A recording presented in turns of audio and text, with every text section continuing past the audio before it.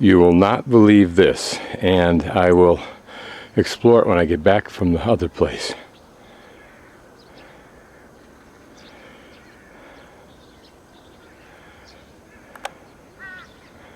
Twilight Zone.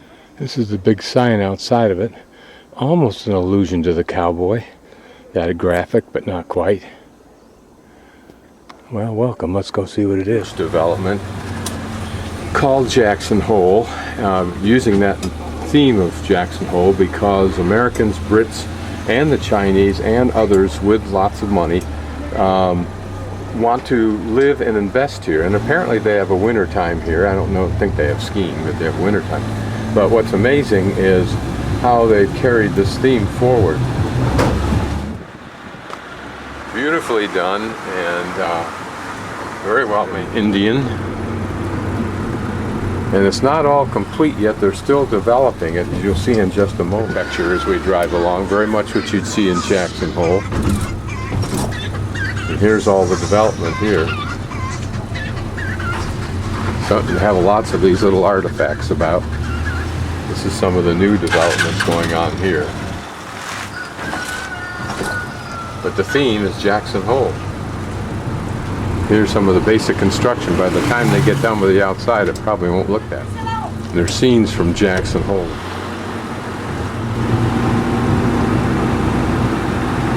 And these themes are reflected throughout the architecture,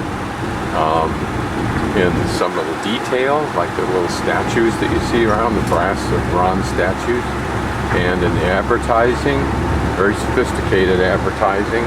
Looks like it's a combination of hotel chains, et cetera, that have participated in this, but I can't gather that much that quickly.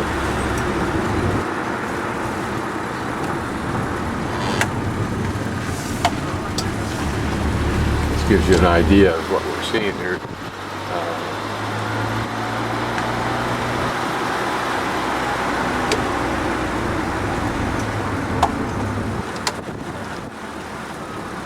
One of the basic units. Apparently they thought I wanted to keep looking at units, and I just said no, I just want to get to the entrance. But again, that gives us a good idea of what's going on here. And this is just one level of housing from what I can get. Like the rest of China that I've seen so far, it's just constant development. All at one time. Bang.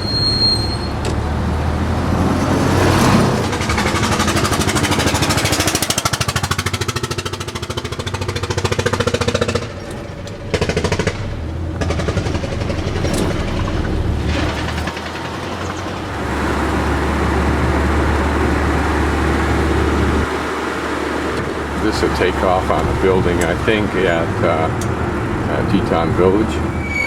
Blows your mind, Axel.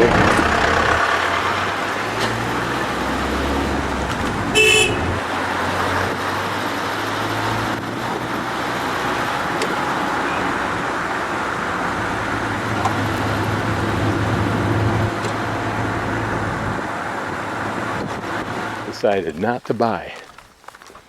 Go figure. Some of the detail again. Notice the homes and the construction style and so forth. Pretty neat. Cowboy Bar. Says it all. Certainly an entrance befitting Jackson Hole. And to provide a little bit more Americana, all the roads have these stenciled Route 66 on them. So this is the iconic picture of Domaine Kun. And I'm very glad I came here because it's so unique. I'll go back down and explore that further, I'm sure. But and you can see the stairway climbs up to the top. But also as I pan past my 4 or 5 women, you'll see another total section over there that we're going to go visit.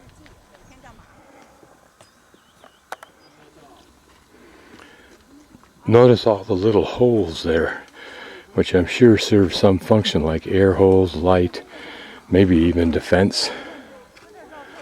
And this site has been purposely well restored and preserved, although I don't see much evidence of restoration except for obviously the tourist facilities for moving around here. But this gives you an idea of the environs. Okay, I've come back to the iconic area again because I want to explore it in detail. On the inside, if I can, and up above. Palace of the Chieftain of the Shi tribe. Now notice, here's you obviously get access here. The stone's pretty soft, so you could carve out stairs easily enough. Out these places up here. Here you can see the faint remnant of steps. 1, 2, 3. But you got to be pretty agile. If you're not an Anasazi, you might have some real population attrition. I noticed these rooms that actually had, these areas that had decks, if you will. Notice the stairway, internal stairway, nicely carved. This was probably pretty darn nice to see people living in. So this is the palace of the Shi chieftain. And curiously, it looks very modern, particularly that window section there. It just looks like glass windows go in there very quickly.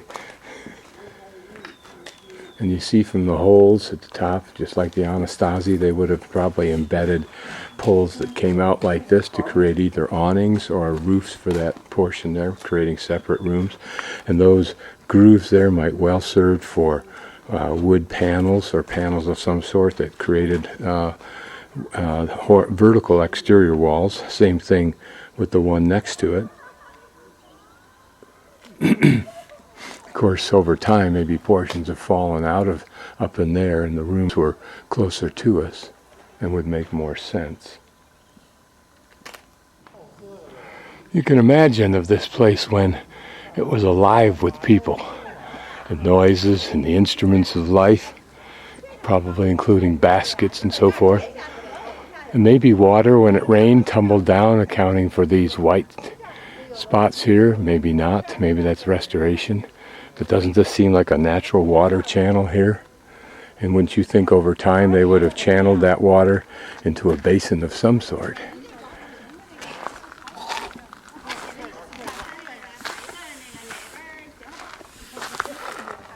Imagine the lives that were lived out in that room, walking on that ledge.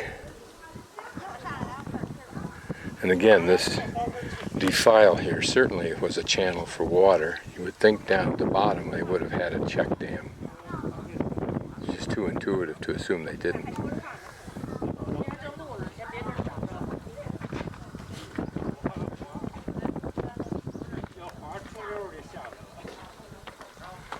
Look at how square those corners look down there. Here an obvious thoroughfare. Probably worn down over the centuries from use.